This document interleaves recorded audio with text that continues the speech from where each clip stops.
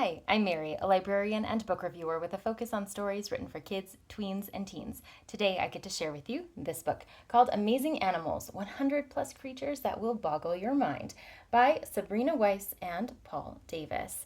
This book is part of the Amazing World series and it matches the others in a lot of ways.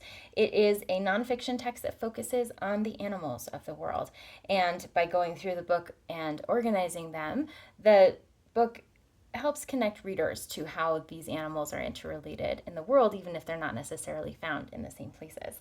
So, if you open the book, you've got lots of pages of connection. So, for example, this one has leopards and characters that are probably found on the savannah.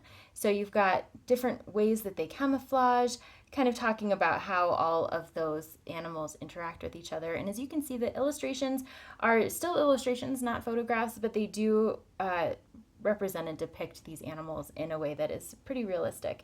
So as you're going through the book, there is little bits of text about each animal that is featured, and it's pretty conversational in tone, although it does use a good amount of advanced vocabulary. So for readers who are into nonfiction texts and reading some of that more advanced and complex vocabulary, they're going to find that in here, even though it is written with a youth audience in mind.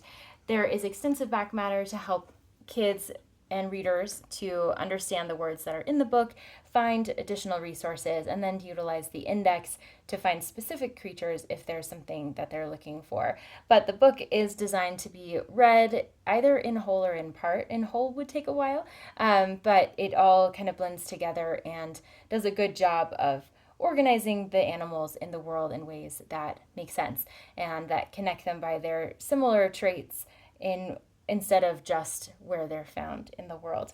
So it is a pretty hefty title. Like the others in the Amazing World series, this book goes into a lot of superficial detail about a lot of creatures, and so it will inspire readers to learn more about those that are particularly intriguing to them.